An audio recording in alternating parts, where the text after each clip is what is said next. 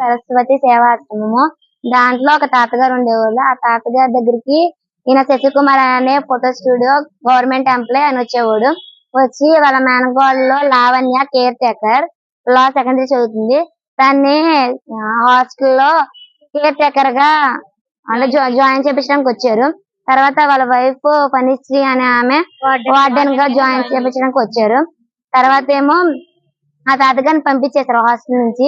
పంపించేసిన తర్వాత ఆయన వచ్చేసేసి అక్కడే ఉండిపోవడము, స్మోకింగ్ చేయడము, ఫోటో స్టూడియో అని చెప్పి నమ్మించడము, చిన్నపిల్లల్ని తీసుకెళ్లి బాపట్ల సైడ్ తీసుకెళ్లి ఒక బాయ్స్ హాస్టల్ తీసుకెళ్లి రూమ్ తీసుకొని పాడు చేయడము బలవంతంగా. వద్దు వద్దు అన్న చేతి కట్టేసి మరి చేస్తున్నాడు. ఒప్పుకుంటేనేమో అలాగంటున్నాడు. ఒప్పుకోపోతేనేమో అదే చెంప మీద కొట్టేసేసి జుట్టు పీకేసేసి ఈడ్చుకొచ్చి మొక్కల దండ వేపిస్తున్నాడు నైట్. చిన్న చిన్న విషయాలకు కూడా సీరియస్ అయిపోతున్నాడు. ఏంటో మళ్ళీ ఏంటో మీ బాయ్ ఫ్రెండ్స్ ఉంటే చెప్పండి, అక్కడ తిప్పుతాను ఇక్కడ తిప్పుతాను, ఎదురుకున్న అపార్ట్మెంట్ లో రూమ్లు ఇస్తాను, ఆ రూమ్ లో పంపిస్తే ఈ రూమ్ లో పంపిస్తాను, పోలీసు వాళ్ళతో నేను మాట్లాడి చుట్టూరు కాపలా పెట్టిస్తాను, ఇష్టం ఉంటే చెప్పండి ఇదని చెప్పి అంటున్నాడు సార్. చాలా మిస్బిహేవియర్ గా చేస్తున్నాడు సార్. శశికుమార్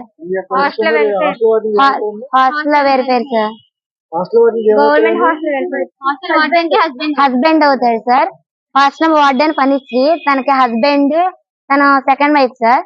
ఫస్ట్ వైఫ్ ఏమో మనీ స్టూడియో చేస్తే రఘుకుమారి, తన ఏంటో ఫోటో స్టూడియో చేస్తే. సెకండ్ వైఫ్ ఏమో పనిశ్రీ, తన హాస్టల్ వార్డెన్ గా పెట్టాడు. వాళ్ళ హస్బెండ్ ఏంటో శశికుమార్.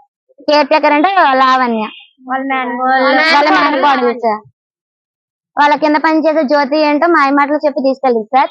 వాళ్ళ అక్క ఏంటో ఇక్కడ ఐస్ చేస్తా ఉంటది సార్ పిల్లల్ని. బాపట్ల తీసుకెళ్లాడు సార్. ఫోటోషాప్ అని